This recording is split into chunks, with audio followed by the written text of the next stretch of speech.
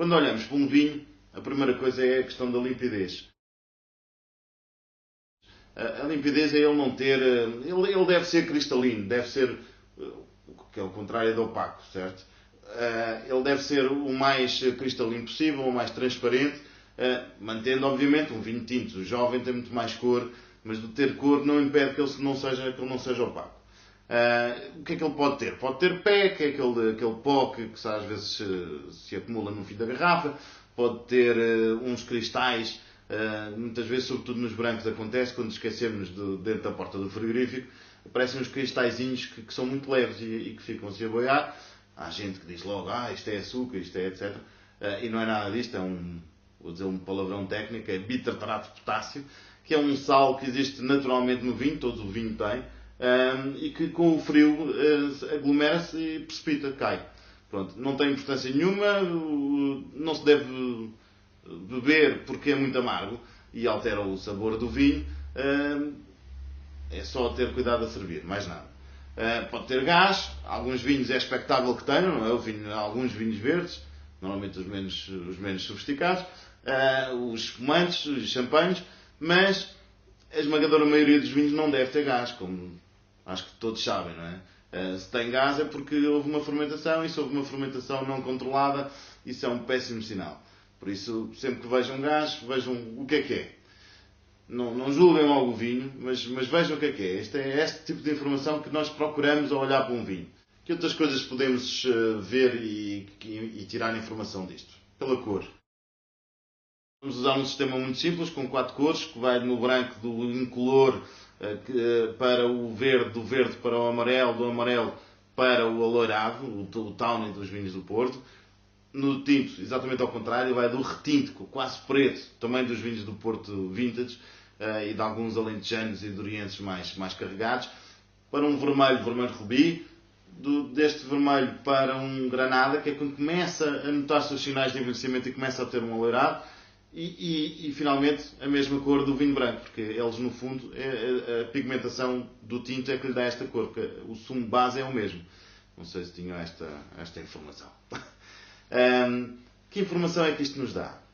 Dá-nos muita, porque se o vinho for quase incolor, no caso de um branco, o que é que isso quer dizer? Quer dizer que veio de uma região ou muito fria, onde a uva não amadureceu, porque caso contrário ela teria que ter cor. É bom lembrar-nos que o vinho vem da fruta.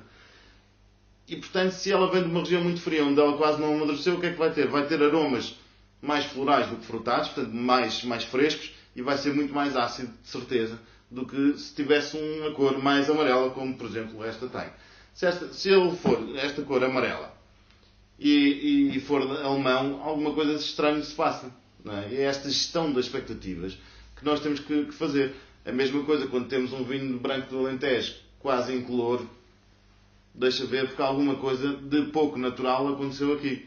Ou estamos à presença de uma experiência muito específica, ou então o vinho era muito mau e foi filtrado 10.000 vezes até chegar àquele estado calamitoso. Nos tintos, a mesma coisa. Se ele tiver muita fruta e fruta fresca, ele vai ser muito mais escuro do que quando ele já começar a ter notas castanhas. Quer isto dizer o quê? Que o vinho já oxidou um bocadinho, que já está mais velho, e agora vamos ver se estivermos na presença de um vinho novo, que já com estes termos é porque o vinho envelheceu, e envelheceu mal, porque não era essa a função do vinho.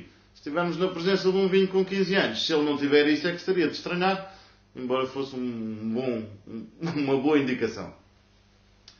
Dito isto, que mais coisas é que podemos ver? Mais duas informações que podemos tirar. Uma é o brilho. O brilho é esta forma de espelho que o vinho faz, que tem capacidade para fazer. Faz mais ou faz menos conforme a acidez que tenha. É a grande causadora deste reflexo, e é por isso que nos anúncios de detergentes têm uma estrelinha. Porque a acidez faz brilhar. Isto conjugado com a outra coisa que se pode ver, que é a lágrima,